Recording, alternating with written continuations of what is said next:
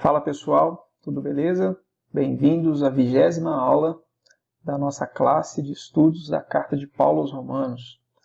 Hoje já é a nossa 20ª aula. Hoje a gente vai estudar o capítulo 12, os versículos de 1 até o versículo número 8. O capítulo 12 ele marca uma das divisões, das grandes divisões da Carta de Paulo aos Romanos, uma das divisões que a gente tem feito, né?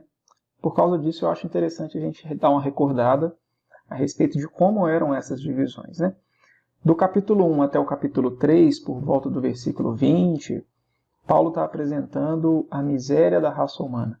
Ele está apresentando a total depravação da raça humana. A partir do versículo 3 até o que a gente viu na aula passada com Pedro Paulo, no capítulo 11, é o que a gente chama da segunda grande divisão, né? A segunda parte, a parte intermediária da carta, onde Paulo apresenta várias doutrinas e que demonstram a forma como a gente é salvo, né? A justificação, o sacrifício substitutivo de Cristo.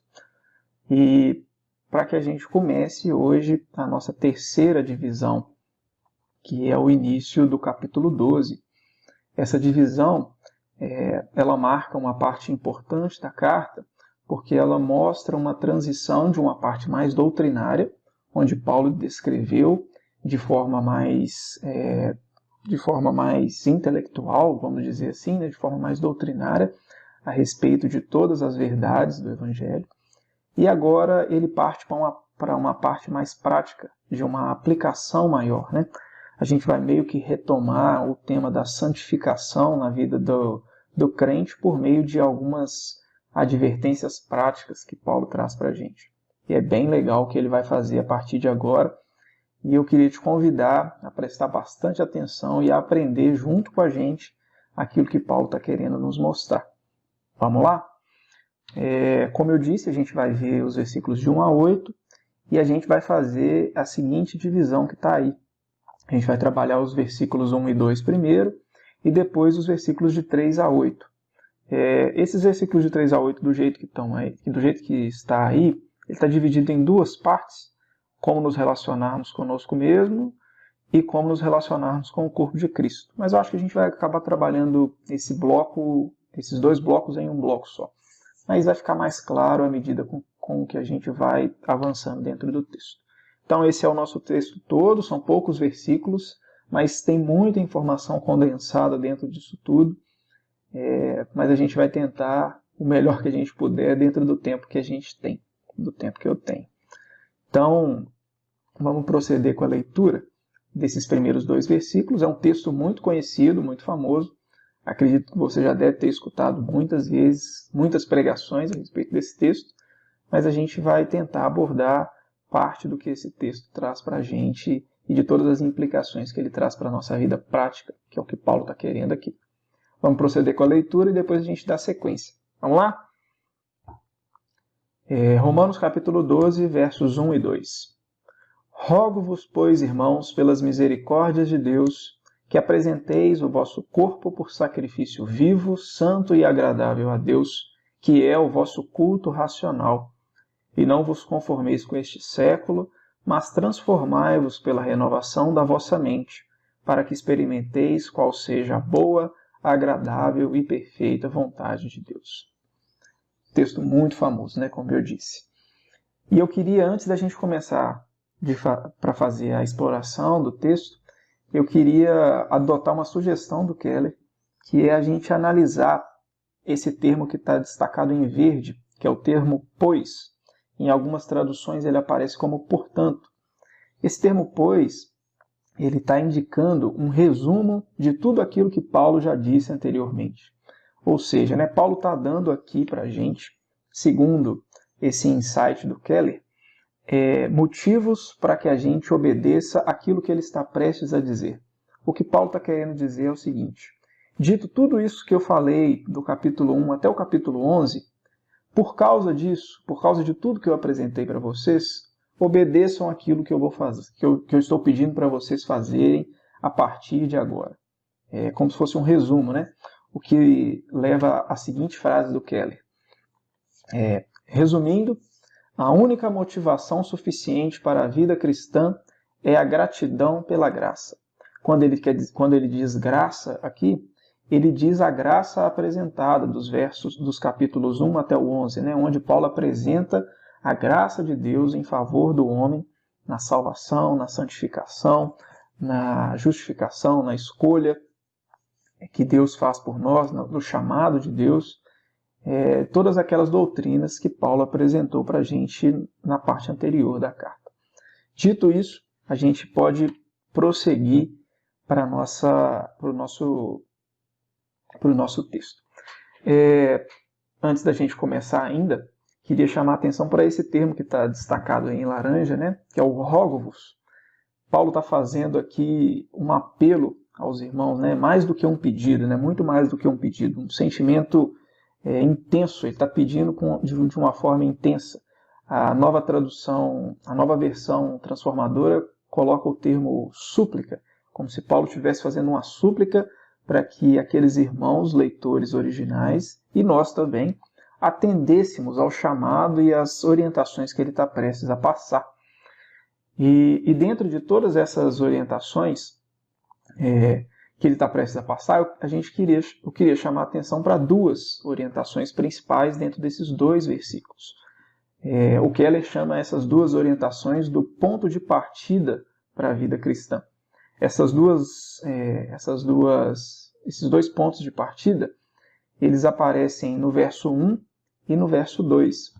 E a gente vai ver o primeiro aqui, que é essa questão de se apresentar o vosso corpo por sacrifício vivo, santo e agradável a Deus. É a primeira atitude do ponto de partida do cristão, né? E quanto a essa primeira atitude, o que chama a atenção é tentar compreender o que Paulo quer dizer com esse termo apresentar o vosso corpo por sacrifício vivo, né? Paulo está usando aqui uma analogia do sistema de sacrifício de animais do Antigo Testamento. Ele utiliza até algumas palavras que eram muito comuns nesse contexto, né? O fato de se apresentar o corpo, né, relacionado ao animal, o próprio sacrifício, a palavra culto, que vem também na sequência. E tanto por meio do termo corpo, que está sendo apresentado aí, e também pelo termo apresentado no versículo 2, o termo mente, Paulo está querendo mostrar, por meio dessa analogia, que a vida do cristão como um todo, envolvendo tanto o corpo, as atitudes, quanto a mente, a parte intelectual, deveria ser um sacrifício, deveria ser entregado a Deus como um sacrifício vivo, santo e agradável. A pessoa toda, durante a sua vida toda, deveria se entregar a Deus como um sacrifício vivo, santo e agradável. E é curioso a gente olhar para essa questão do termo corpo, especialmente à luz dos leitores originais da carta, né? Eram pessoas que estavam inseridas numa cultura grega, né, a cultura helênica, que, de certa forma, eram criados para crer que o corpo e a matéria, de uma forma geral, era algo negativo, né? Não era visto com bons olhos. E, com certeza, ao usar esse termo, essa analogia, Paulo está querendo reforçar que a adoração, a vida com Deus, o culto em si, não era algo que acontecia de forma meramente intelectual e abstrata, mas era algo que acontecia de forma prática, que é o que ele vai começar a falar aqui no capítulo 12, né? A partir do capítulo 12. É algo que se relaciona com o dia a dia daquelas pessoas, não é simplesmente algo no campo das ideias, né? É curioso que Paulo cita, quando ele está falando a respeito da depravação total da humanidade, lá no capítulo 3, se não me engano, dos versículos 9 a 13, por ali, ele cita uma série de atitudes físicas do corpo que caminham para o mal. Ele fala de línguas enganosas, de lábios que espalham veneno, de bocas cheias de blasfêmia e amargor, pés ligeiros para derramar sangue e olhos que se desviam de Deus. E tentando entender o que é de fato esse sacrifício vivo, né? Oferecer o corpo como um sacrifício vivo, é legal olhar para esse texto e entender que ser o sacrifício vivo é fazer morrer em vida toda essa parte ruim do corpo que Paulo está listando na depravação total do homem, para fazer viver esse mesmo corpo por meio dos instrumentos de justiça que ele apresenta lá no capítulo 6, no versículo 13, que diz o seguinte: nem ofereçais cada um os membros do seu corpo ao pecado como instrumentos de iniquidade, mas oferecei-vos a Deus como ressurreto dentre os mortos, e os vossos membros, ou seja, o vosso corpo, a Deus como instrumentos de justiça. E eu acho que uma boa forma para a gente entender ainda um pouco melhor essa questão do que significa ser esse sacrifício vivo, é a gente entender para toda a representatividade apontada por Paulo na analogia que ele faz em relação ao sistema de sacrifícios do Antigo Testamento. Como é que era feito isso, né? A pessoa levava um animal ao templo, ao sacerdote, para que o sacerdote sacrificasse aquele animal em função daquela pessoa. Esse animal, como todo mundo sabe, ele tinha que ter umas características específicas, né? A característica de ser puro, não ter defeito nenhum, ser um animal sem mácula, sem nenhum defeito. A pessoa poderia pegar o seu melhor animal do seu rebanho ou até comprar um animal com essas características. Mas a representatividade disso tudo é que esse tipo de animal era um animal caro. A representatividade disso é que indicava que aquilo que você estava oferecendo ali no templo era o que melhor estava à sua disposição. De forma alguma você iria ao templo oferecer as sobras do seu rebanho ou do seu dinheiro. O que leva a essa frase que o Keller aponta lá no livro, em determinada altura, nesse contexto. Ser um sacrifício vivo é estar à disposição de Deus por inteiro. É não oferecer as sobras, é se oferecer por completo. E o Keller resume muito bem isso tudo, e eu queria usar as palavras dele para fazer esse resumo, que é a seguinte: a vida cristã, é lógico que ele está falando aqui em relação a esse termo e a esse contexto de oferecer o corpo como um sacrifício vivo. A vida cristã precisa ser uma entrega diária de nossa vida e corpo em obediência a Deus, motivada pela visão da misericórdia de Deus que temos ao nos colocarmos ao pé da cruz e vermos seu Filho morrendo ali por nós. Muito legal esse resumo de tudo isso que Paulo já falou até aqui, que o Keller traz para a gente. E isso vai nos levar à sequência dessa primeira atitude, né? Que é uma consequência, uma conclusão que Paulo chega a respeito de oferecer-se como o vosso corpo como sacrifício vivo, santo e agradável. A consequência que Paulo aponta, é que o ato de se oferecer como sacrifício vivo, santo e agradável é que esse ato de se oferecer é aquilo que Paulo chama de nosso culto racional. Essa é a conclusão, né? Viver da maneira que Paulo está falando em relação ao sacrifício é o que ele chama como conclusão de culto racional. Acho que entender essa ideia do culto é mais simples, né? O culto, aqui ele está falando não só o culto público, né? Mas o culto no sentido da adoração, a adoração a Deus. É mais fácil, né? Mas a gente pode pensar em relação à questão do racional, né? O que ele quer dizer com essa questão do culto racional? De cara a gente já pode descartar qualquer tipo de conclusão que leve a gente a entender que o que ele está apresentando para a gente é algo que é destinado apenas para pessoas que têm uma grande capacidade intelectual. Não tem nada a ver com isso, não é nada nesse sentido.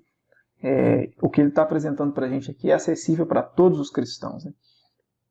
E eu queria que a gente aproveitasse essa analogia do corpo e pensasse da seguinte forma. Grande parte das funções do nosso corpo elas acontecem de forma involuntária, né? Por exemplo, o funcionamento do coração acontece de forma completamente involuntária. Você não precisa pensar nem raciocinar a respeito do seu coração para que ele funcione. Assim como o coração, vários outros órgãos e mecanismos do nosso corpo funcionam dessa forma. Porém, dentro de todo esse contexto do corpo, né, de órgãos que funcionam involuntariamente, e a gente colocando a adoração como se fosse um órgão do nosso corpo, né, esse culto como uma parte do nosso corpo, o que ele está dizendo aqui é que a adoração como parte do corpo, ela não funciona de forma involuntária. Para existir a adoração, necessita-se que exista por nossa parte uma atitude. Ou seja, né, a adoração é diferente do coração, por exemplo. O coração funciona sem a gente pensar nele, sem a gente ter uma atitude nesse sentido. Porém, a adoração não. A adoração necessita que seja de forma racional, de forma que tenha uma atitude nossa nesse sentido, nessa direção, né? A chamada de Paulo é para que a gente não deixe a adoração no modo involuntário, porque se a gente deixar, ela não vai existir. Esse culto não vai existir, não vai fazer parte do nosso dia a dia. E para a gente entender um pouco melhor o que é deixar a adoração no modo involuntário, isso é o que a gente não deve fazer, eu queria trazer um conceito aqui que eu encontrei no livro chamado Porque Ele Me Ama, Como Cristo Transforma a Nossa Vida Diária, um livro da Elyse Fitzpatrick, se não me engano é da editora Vida Nova. Ela aponta um conceito que ela chama de amnésia espiritual, que demonstra exatamente aquilo que a gente não deve fazer e que ilustra bem aqui o que a gente está trocando ideia a respeito dessa questão, dessa analogia, né, da adoração ser racional ou não, ser voluntário ou involuntário. Aqui ela está mostrando exatamente como é o funcionamento do cristão quando deixa a adoração no modo involuntário. Vamos ler essas duas frases dela aqui que vão ilustrar melhor para a gente tentar entender. Vamos lá. Apesar de crermos no Evangelho, são raras as ocasiões em que ele verdadeiramente se manifesta em nossa vida diária e a influencia com poder. Termos como eleição, justificação, redenção, santificação provavelmente têm algum significado para a maioria de nós, mas, se formos honestos, não intersectam com nossa vida nas questões práticas, como fraldas sujas, alergias e furacões. Ela está mostrando para a gente aqui exatamente aquilo que a gente não deve fazer, né? A gente deve ficar atento a isso e se atentar para a chamada de Paulo para que o ato de se oferecer como sacrifício vivo, santo e agradável a Deus coloque a nossa adoração e o nosso culto não no modo automático, mas algo que necessita e que tem uma ação nossa direta nesse sentido. O que vai nos levar para a sequência do texto, que vai nos levar para a segunda atitude que Paulo apresenta aqui. A gente poderia até desmembrar essa atitude aqui em duas, né? O não se conformar com esse século e o se transformar pela renovação da vossa mente. A gente vai trabalhar aqui como sendo uma coisa só, beleza? Então, já tendo falado no versículo anterior a respeito da função do corpo, agora Paulo vai falar a respeito da função da mente, algo que já foi tema nosso aqui de estudo, quando a gente falou a respeito das funções do Espírito Santo lá no capítulo 8, há umas 4 ou 5 aulas atrás. Né? A chamada de Paulo para a gente aqui é não se amoldar, mas se transformar. Paulo está apresentando para a gente aqui um novo padrão de conduta dentro da vida cristã. Mas para a gente entender melhor, o Keller sugere que a gente compreenda o que Paulo quer dizer com o não vos conformeis com este século. Ou em algumas versões é utilizada a palavra se amoldar a este século, ou a esse mundo. Né? Entender isso é uma chave também para a gente entender essa segunda atitude, né? Esse ponto de partida da vida cristã. Esse não se amoldar e não se conformar com este século, necessariamente é a gente mudar a nossa conduta por esse novo padrão, mudando a nossa forma de pensar, a nossa forma de sentir, de se comportar, de responder, de reagir, toda essa forma que caracteriza o mundo e o século em que a gente vive, Deus convida para que a gente responda de forma diferente à luz das verdades dele, à luz das verdades eternas dele. E um outro comentarista, ao analisar esse termo, é um cara chamado John Murray, um comentarista de Romanos, falando a respeito dessa seção específica. Ele afirma que essa palavra mundo, ou século, que está sendo utilizada aqui, ela tem a sua definição, ela é definida, ela é determinada com um contraste com a nossa vida eterna, com a vida vindoura, né, com aquilo que ainda está por vir. Porque quando ele utiliza esse termo, este século, ele está fazendo referência a tudo aquilo que está se mantendo desse lado da vida, né? do lado temporal da vida. Ou seja, a conformidade com esse século, ou seja, né, estar em conformidade, estar amoldado a esse século, é equivalente a estar envolvido apenas com as coisas temporais, né? Ter os pensamentos direcionados exclusivamente para aquilo que é temporal e não para aquilo que é eterno. O que leva a essa frase do John Murray que está aí na sequência, que é uma frase muito legal, que é a seguinte: se todos os nossos cálculos, planos e ambições são determinados pelo que acontece nesta vida terrena, então somos filhos deste século. Então somos amoldados por esse século, somos conformados a este século. E é uma frase forte, né? Porque quantas vezes a gente já não se viu, até na maioria das vezes, né, fazendo planos para essa vida e descartando completamente a vida vindoura, né, se conformando apenas com aquilo que é passageiro, que é temporal, e não com aquilo que é eterno.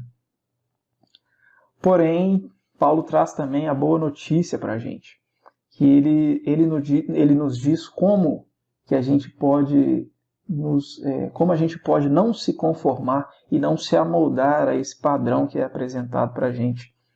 Ele fala que isso acontece por meio da transformação, por meio da renovação da nossa mente. O Keller traz essa palavra, essa frase que está aí, que também é muito interessante nesse contexto, que a renovação da nossa mente, que é a resposta em relação à conformidade com esse século, ela constitui o modo pelo qual devemos ser transformados segundo o padrão de Cristo. E dentro desse contexto, eu queria falar duas coisas. A primeira é que, quando a gente trata em relação a essa questão da mente, o papel da mente dentro do Evangelho, é sempre a gente tomar muito cuidado com os extremos, né? Tanto de quem quer racionalizar tudo por completo, e tanto como quem quer retirar o papel da mente equilibrada dentro da vida cristã. E o Keller diz que a transformação da mente não é menos do que intelectual, porque ela significa ter a verdade de Deus habitando em nós, então necessita de um intelecto, mas contudo ela é mais do que o intelectual.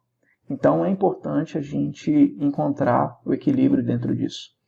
E uma segunda coisa, que é bom a gente tomar cuidado também, quando a gente ouve falar a respeito do não se amoldar e não se conformar a esse século, isso não significa que a gente não deve consumir nada desse século, no sentido de que Paulo está incentivando a gente a não participar da cultura que a gente está envolvido.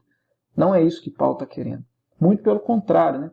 A ideia é que a gente esteja envolvido na nossa cultura, mas no sentido de transformação por meio dos padrões absolutos de Deus. Então, Paulo não está pregando aqui um afastamento total daquilo que nos envolve, né, do nosso entorno e da nossa cultura. O cristão deve participar da sua cultura no sentido também de transformá-la, né? Isso é uma coisa importante, porque a gente já escuta muita gente falar a respeito disso e até com certo exagero nesse sentido, né? Sempre é bom a gente buscar esse equilíbrio. O que vai nos levar para a segunda parte do nosso texto, que é os versículos de 3 a 8, onde agora Paulo vai mostrar a respeito do nosso relacionamento conosco e o nosso relacionamento com o corpo de Cristo. Vamos ler o texto e depois a gente dá sequência nas explicações. Vamos lá. Porque pela graça que me foi dada, digo a cada um dentre vós que não pense de si mesmo além do que convém, Antes, pense com moderação, segundo a medida da fé que Deus repartiu a cada um. Porque assim como num só corpo temos muitos membros, mas nem todos os membros têm a mesma função, assim também nós, conquanto muitos, somos um só corpo em Cristo, e membros uns dos outros, tendo, porém, diferentes dons segundo a graça que nos foi dada. Se profecia, seja segundo a proporção da fé. Se ministério, dediquemo-nos ao ministério. Ou o que ensina, esmere-se no fazê-lo, ou o que exorta, faça-o com dedicação. O que contribui, com liberalidade. O que preside, com diligência. Quem exerce misericórdia, com alegria. Então, Paulo está trazendo aqui mais aplicações práticas para o nosso relacionamento agora conosco e o nosso relacionamento para com o corpo de Cristo. Os 2 primeiros versículos trataram a respeito do nosso relacionamento com Deus, da nossa vida de adoração a Deus, e agora o nosso relacionamento com a gente mesmo e o nosso relacionamento com o corpo de Cristo.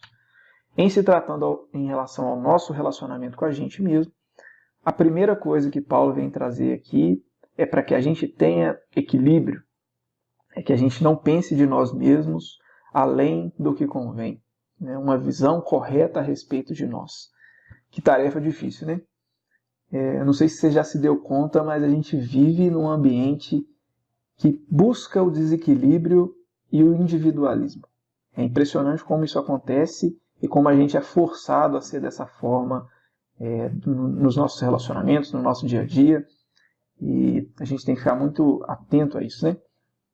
Mas esse equilíbrio santo que Paulo está querendo demonstrar aqui, né, o pensar a respeito de nós mesmos da forma como convém, com moderação, ele vem à medida com que a gente entende esse termo que está aí no final do versículo 3, que Paulo fala que a gente deve fazer isso, pensar de nós com moderação, segundo a medida da fé que Deus repartiu a cada um de nós.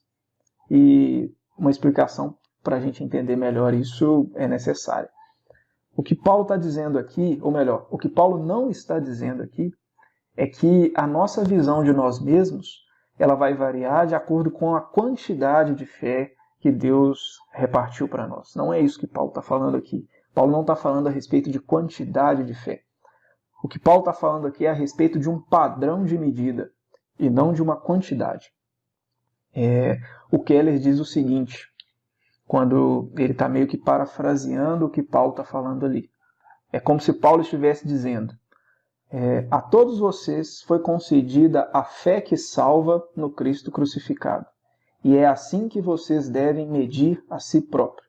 O que Paulo está apresentando aqui é uma régua santa que a gente deve medir a nós mesmos. Ao invés de nós criarmos os nossos padrões e nos medirmos por meio desses padrões que criamos, a gente deve pegar essa medida que é apresentada por Deus, por Paulo aqui, e se amoldar a essa medida.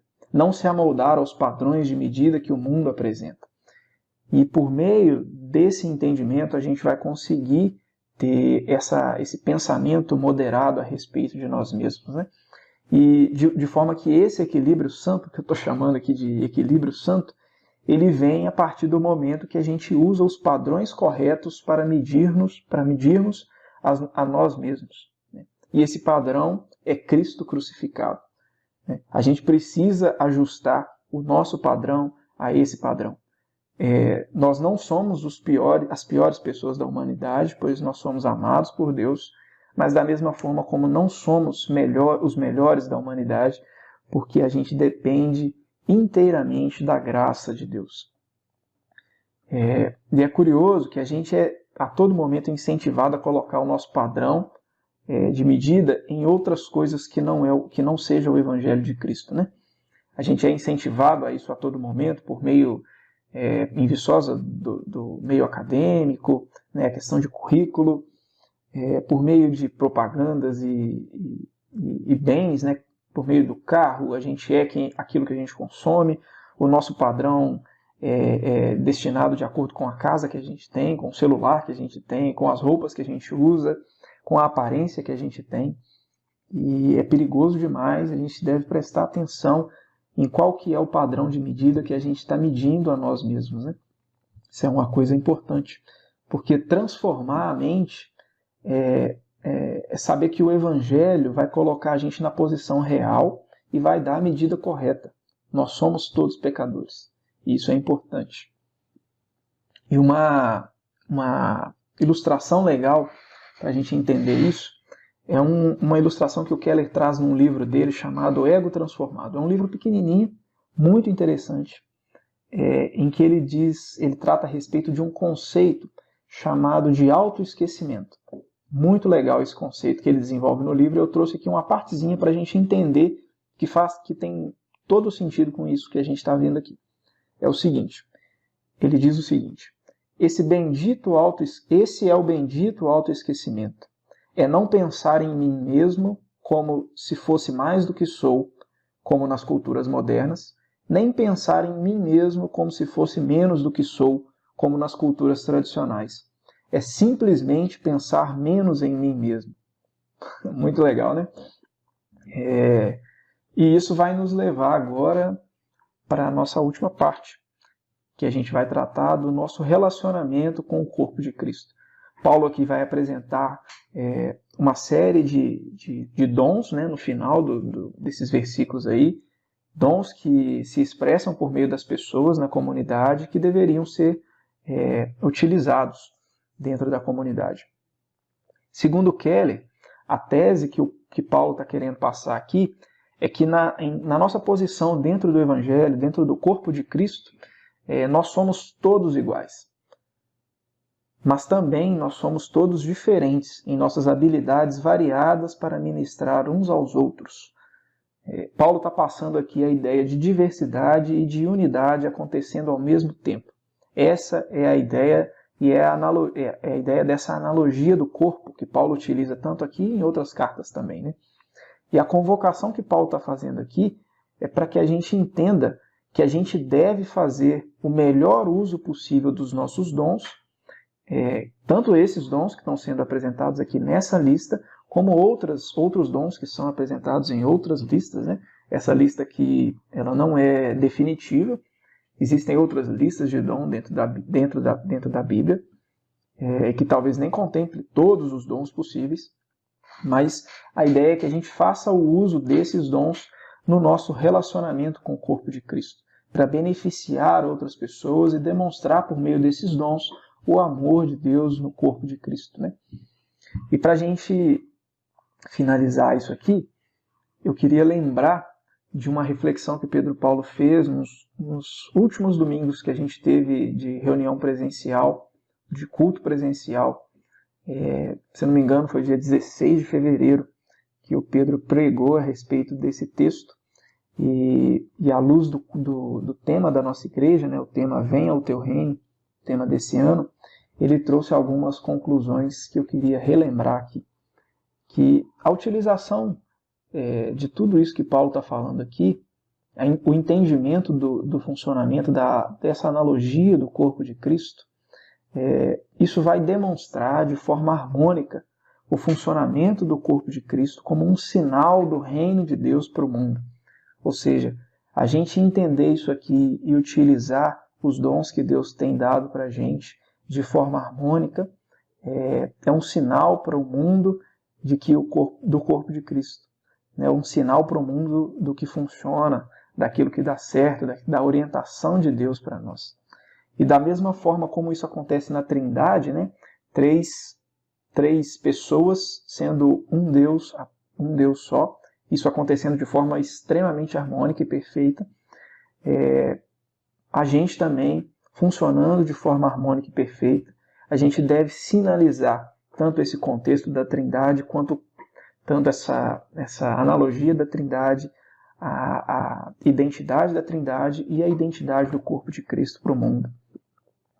Era isso que a gente tinha para a aula de hoje, e a minha oração é para que Deus ajude a gente a ter sempre as misericórdias dele, as atitudes dele, tudo aquilo que foi apresentado do capítulo 1 até o capítulo 11, que a gente tenha sempre isso em perspectiva, que a gente se apresente a ele como sacrifício vivo, santo e agradável, que a gente não deixe a nossa adoração no modo irracional, né, no modo automático, que a gente tenha atitude na nossa adoração e no nosso culto, que a gente não se conforme e não se amolde a esse século, que a gente tenha a perspectiva da vida eterna, não busque apenas as coisas passageiras, que a gente seja transformado de fato pela renovação da nossa mente com equilíbrio, que a gente tenha a medida certa a respeito de nós mesmos, por meio daquilo que Paulo apresenta, e que a gente sinalize de forma harmônica